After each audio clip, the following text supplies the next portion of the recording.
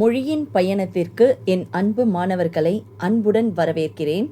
இப்போது நாம் காட்சியைக் கண்டு கவினுரை எழுதுக என்ற தலைப்பில் சில தகவல்களை அறிந்து கொள்ளலாமா? மாணவர்களே, இங்கே ஒரு காட்சி படமானது கொடுக்கப்பட்டிருக்கிறதல்லவா? இதை நீங்கள் நன்றாக உற்று பாருங்கள். 3 மனிதர்களின் தலையில் பூட்டு இருப்பது தெரிகின்றது. அதிலே 2 மனிதர்களின் தலையில் பூட்டானது பூட்டி இருக்கிறது, மற்றொருவரின் தலையில் பூட்டானது திறந்திருப்பது தெரிகிறது.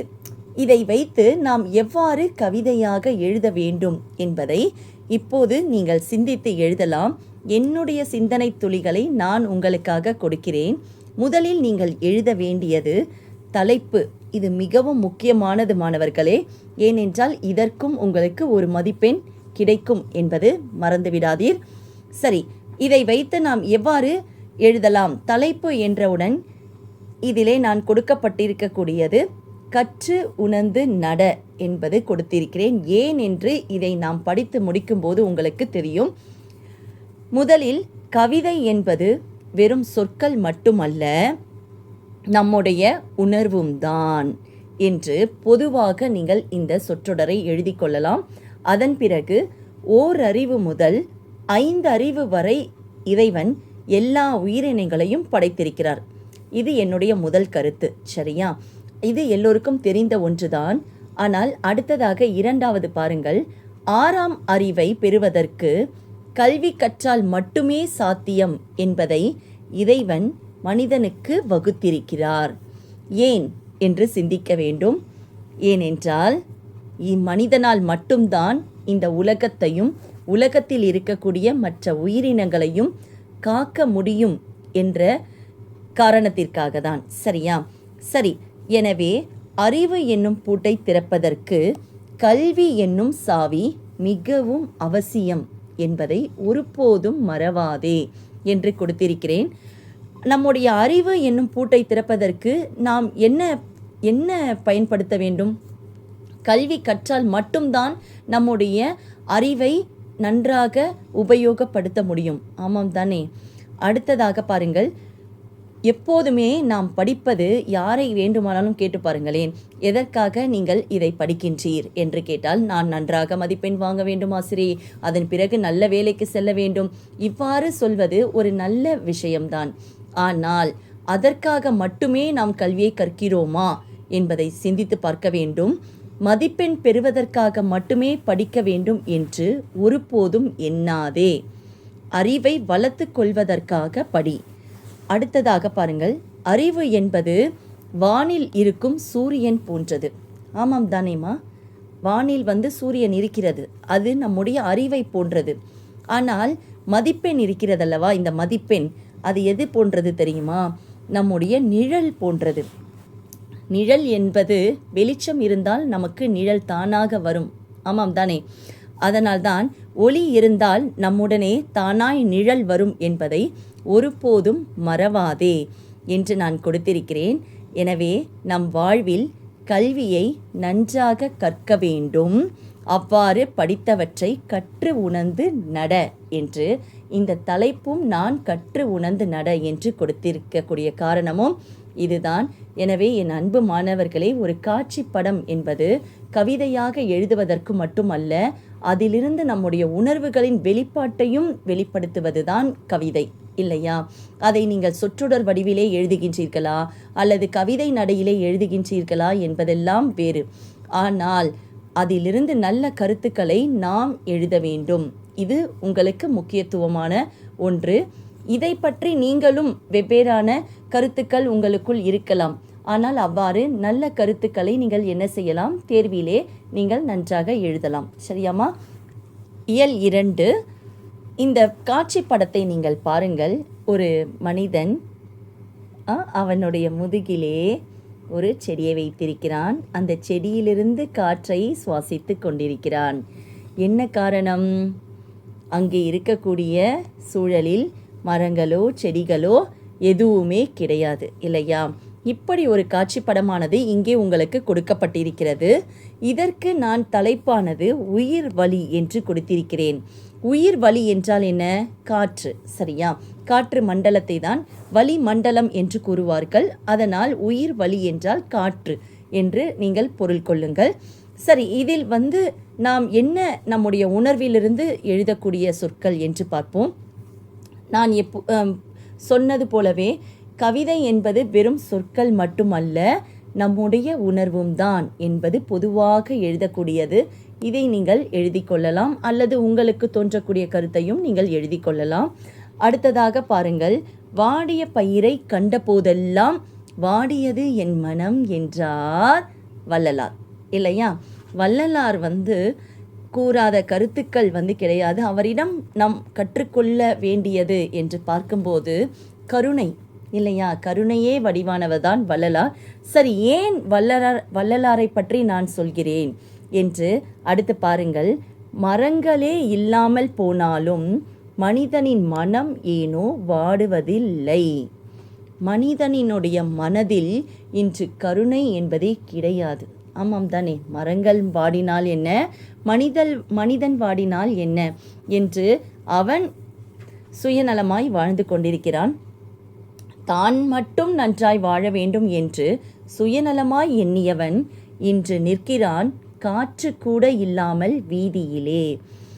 அவன் எப்போதுமே சுயநலமாக நான் மட்டும் நன்றாக வாழ்ந்தால் போதும், சுற்றி இருக்கக்கூடிய இயற்கையும் நான் அழித்து விடுவேன், எனக்கு வேண்டிய அனைத்தையும் நான் இயற்கையிடம் இருந்து நான் பெற்றுக்கொள்கிறேன் என்றெல்லாம் அனைத்தையும் எடுத்துக்கொள்கிறான். ஆனால் அந்த இயற்கையை பாதுகாக்க அவன் மறந்துவிட்டான். அதனால் வந்த விளைவுதான் இயற்கையே இல்லாமல் போனால் இந்த உலகம் என்ன ஆகும் என்பதை ஒரு நிமிடம் நாம் சிந்திக்க வேண்டும் மாணவர்களே. இயற்கை இல்லாமல் மனிதனால் ஒருபோதும் இயங்க முடியாது. சரி, இயற்கையின் அழிவு, அவ்வாறு இயற்கை அழிந்து விட்டது என்றால் அது யாருக்கான பேரழிவு? நமக்கான பேரழிவு, மனிதனுக்கான பேரழிவு என்பதை நாம் ஒருபோதும் மறக்கக்கூடாது. சரியா? அதனால் நாம் என்ன செய்ய வேண்டும்? எப்போதுமே நம் மனதில் இந்த இயற்கையை நேசிப்போம், நேசித்தால் பாதுகாப்போம், பாதுகாத்தால் வளம் பெறுவோம் என்ற சிந்தனை துளிகளை நாம் மனதில் வைத்துக்கொள்வோம் மாணவர்களே. புரிகின்றதாமா? இது போன்று நீங்கள் ஒரு காட்சி படத்தை பார்க்கும்போது அதிலிருந்து நீங்கள் என்ன கற்றுக்கொள்கின்றீர், என்ன உங்களுக்கான தகவல் தோன்றுகிறதோ அதை நீங்கள் எழுதலாம். அதிலிருந்து இருக்கக்கூடிய நல்ல கருத்துக்களை மற்றவரிடம் நாம் பகிர்ந்து கொள்வது போல நீங்கள் எழுத வேண்டும். சரியாமா? புரிந்ததா? இந்த காட்சி படத்தை பாருங்கள். ஒரு சிறுமி ஒரு நாய்க்குட்டிக்கு உணவளிக்கிறாள், இல்லையா? அந்த சிறுமியினுடைய சுற்று வட்டாரத்தையும் நீங்கள் பாருங்கள். அவள் இருப்பது சாதாரண ஒரு ஓலை குடிசை. அங்கே இயற்கையான சூழ்நிலை இருக்கின்றது. அவள் சாதாரண ஒரு உணவை உண்கிறாள். உண்ணும் தருணத்தில் அங்கே ஒரு நாய்க்குட்டியானது ஓடி வருகிறது. அதற்கு அந்த நாய்க்குட்டிக்கு தன்னுடைய கைகளால் உணவை வைக்கிறாள், இல்லையா? சரி, இதற்கு நான் கொடுத்திருக்கக்கூடிய தலைப்பு அறம் செய்ய விரும்பு. இது உங்களுக்கு நினைவிருக்கிறதா? 1ஆம் வகுப்பிலே முதலில் நீங்கள் சொன்ன ஆத்திச்சுடியின் முதல் வரிதான் அறம் செய்ய விரும்பு என்று ஔவையார் கூறியது. சரி, அந்த அறம் செய்ய நாம் விரும்புகிறோமா என்பதை நாம் சிந்திக்க வேண்டும்.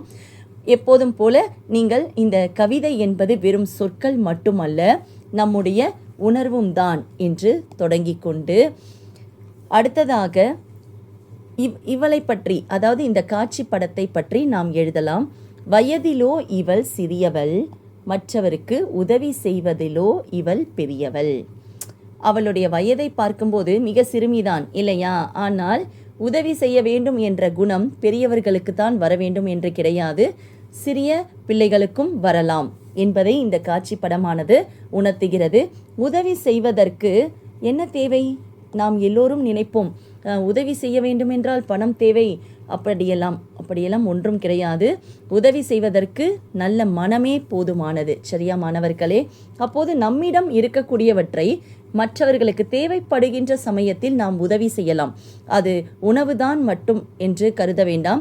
ஒரு சாதாரண எழுதுகோலை நீங்கள் மற்ற மாணவர்களுக்கு கொடுத்தால் கூட அது அந்த நேரத்தில் அவர்களுக்கு செய்யக்கூடிய உதவி.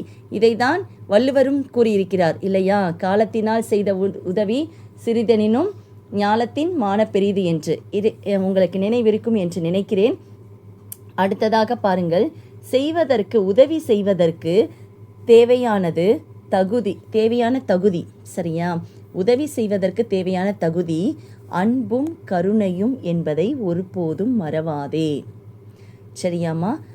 தனக்காக மட்டுமே வாழ்ந்து சுயநலத்தை வளர்க்காதே என்று மட்டுமே இங்கே நான் கொடுத்திருக்கிறேன்.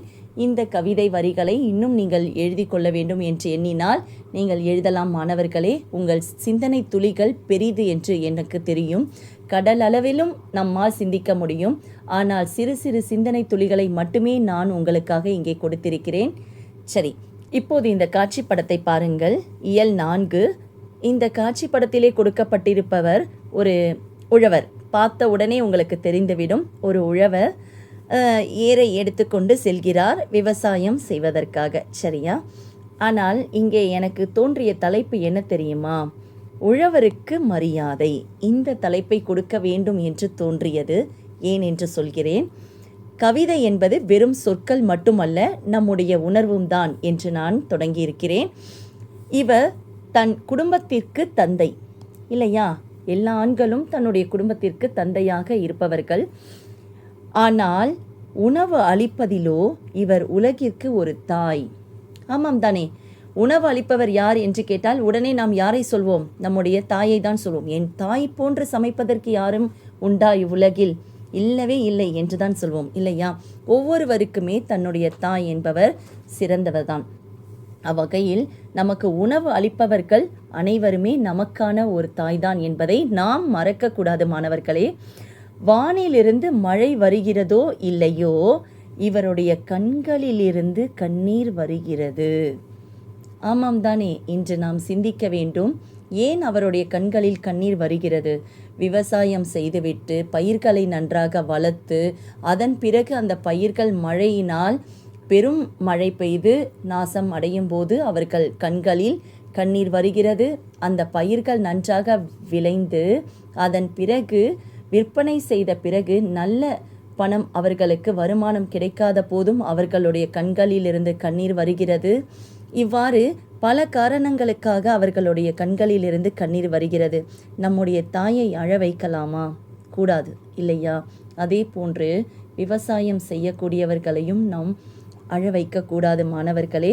இதற்கு நாம் என்ன செய்ய முடியும் என்று நீங்கள் எண்ணாதீர்கள். நிச்சயமாக இவர்களுடைய கண்ணீரை துளிகளை துடைக்க நாம் மழை துளிகளை சேமிப்போம். நம்மால் முடிந்தது. சரியா? நம்மால் முடிந்தது மழைத்துளிகளை நாம் சேமிக்கும்போது நிச்சயமாக நீர் வளம் கிடைக்காத போது இவர்களால் பயிர்களை விளைவிக்க முடியாது. அப்போது பயிர்களை விளைவிப்பதற்கு நிச்சயமாக பூமியில் ஆதாரமாக நீர் வேண்டும். அந்த மழைத்துளிகளை நாம் சேமிப்போம். தேவைப்படும் சமயத்தில் உழவு தொழிலை காப்போம். உழவருக்கு உற்ற தோழனாய் இருப்போம். அவர்களுடைய கண்ணீரை நாம் துடைப்போம் என்ற எண்ணத்துடன் இந்த காட்சியை கண்டு கவினுரை எழுதுக நான் கொடுத்திருக்கிறேன். அதனால்தான் இந்த காட்சியை கண்டு கவினுரை எழுதுக என்ற தலைப்பில் இந்த காட்சிக்கு நான் கொடுத்திருப்பதும் உழவருக்கு மரியாதை என்று நான் கொடுத்திருக்கிறேன். இந்த காட்சி படத்தை பாருங்கள். உங்களுக்கு உண்மையாகவே நகைச்சுவை உணர்வாக இருக்கும் இல்லையா? ஒரு மனிதனை யார் மேய்த்து கொண்டு போகிறது? ஒரு திறன்பேசி இல்லையா? ஒரு திறன்பேசியானது மனிதனினுடைய முதுகில் உட்கார்ந்து கொண்டு அவனை மாடு போன்று இழுத்து செல்கிறது. சரி, இந்த காட்சி படத்தில் இவ்வாறு கொடுத்திருக்கிறார்கள். அதை வைத்து நாம் எவ்வாறு கவிதை எழுத போகிறோம்? முதலில் நாம் தலைப்பு எழுத வேண்டும். தலைப்பு திறன்பேசியின் ஆட்சி என்று நான் கொடுத்திருக்கிறேன். ஏனென்றால் இங்கே அவைதான் ஆட்சி செய்கிறது இல்லையா? அதனால் அவ்வாறு நான் கொடுத்திருக்கிறேன். கவிதை என்பது வெறும் சொற்கள் மட்டுமல்ல, நம்முடைய உணர்வும் தான் என்று முதலில் தொடங்கி கொண்டு, திறன்பேசிக்குள்ளே திறமையை தேடுபவர் சிலர், திறமையை வெளிப்படுத்துபவர் சிலர். இரண்டிற்கும் உள்ள வேறுபாட்டை பாருங்கள். திறன்பேசிக்குள்ளே திறமையை தேடுபவர் என்பவர்கள் சிலர் இருக்கின்றார்கள். ஆனால் திறன்பேசியை வைத்துக்கொண்டு நம்முடைய திறமையை வெளிப்படுத்த வேண்டும் என்று எண்ணுபவர்களும் சிலர். அப்போது இந்த இருவருக்குமே உள்ள வேறுபாட்டை நாம் நினைக்க வேண்டும். சரியா? அடுத்தது பாருங்கள். நல்லவற்றை கற்றுக்கொள்பவர் சிலர், தீயவற்றை கற்றுக்கொள்பவர் சிலர். இந்த கைபேசியை வைத்துக்கொண்டு நாம் நல்லவற்றையும் பார்க்கலாம், தீயவற்றையும் பார்க்கலாம். எல்லாமே நம்முடைய எண்ணங்களுக்கு ஏற்பதான் இல்லையா? நம்முடைய எண்ணங்கள் தூய்மையானதாக இருந்தால் நாம் நல்லவற்றையே பார்ப்போம். நம்முடைய எண்ணங்கள் கெட்டதாக இருந்தால் நாம் என்ன செய்வோம்? தீயவற்றை தான் பார்ப்போம். அப்போது ஒவ்வொரு மனிதர்களுமே தீயவற்றை நாம் என்ன செய்ய வேண்டும்? ஒதுக்க வேண்டும். திறன்பேசியில் வரக்கூடிய அனைத்தையும் நாம் பார்க்கக்கூடாது என்பதை தெரிந்து கொள்ளுங்கள். திறன்பேசியில் தனக்கு தேவையானவற்றை பயன்படுத்துபவர் சிலர், தன்னைத்தானே அடிமையாக்கி கொள்பவர் சிலர். இப்போது நமக்கு தேவையான தகவல்களை மட்டும் நாம் முக்கியமானவற்றை எடுத்துக்கொண்டால் அது நமக்கு பயனளிக்கும். ஆனால் தேவையற்ற தகவல்களை எல்லாம் பார்த்து கொண்டே நாள் முழுவதும் மற்ற பணிகளை எல்லாம் மறந்து, படிப்பதை மறந்து, மற்றவர்களுடன் பேசுவது, விளையாடுவது போன்ற பல்வேறு செயல்களையும் மறந்து எப்போதுமே திறன்பேசியுடனே உட்கார்ந்திருப்பது என்ன ஒன்று? அடிமையாகி கொண்டிருக்கிறோம் என்பதை ஒருபோதும் மறவாதீர்கள் மாணவர்களே. நாம் யாருக்கும் அடிமையாக கூடாது இல்லையா? இந்தியா விடுதலை அடைந்து விட்டது. ஆனால் நாம் யாரிடம் அடிமையாகி கொண்டிருக்கிறோம் என்பதை சிந்திக்க வேண்டும். நம்முடைய அடிமைத்தனம் எதுவாக இருந்தாலும் அவற்றை என்ன செய்ய வேண்டும்? அதை நீக்க வேண்டும். மனிதா, நீயாகவே முடிவெடு என்று யார் கூறுகிறது பாருங்கள்? திறன்பேசி. சரியா? நான் உன்னை ஆட்சி செய்யட்டுமா அல்லது நீ என்னை ஆட்சி செய்கிறாயா என்று ஒரு திறன்பேசி நம்மிடம் கேட்பது போன்று இந்த கவிதையை நான் முடித்திருக்கிறேன். சரி மாணவர்களே, இத்துடன் இந்த கவிதைகளை நான் முடித்து கொள்கிறேன். உங்களுக்கு தோன்றக்கூடிய கற்பனையிலும் நீங்கள் கவிதை எழுதுங்கள். நல்ல மதிப்பெண்களை பெறுங்கள். ஆனால் நல்ல கற்பனையாக சிந்தியுங்கள். சரியா? நன்றிம்மா.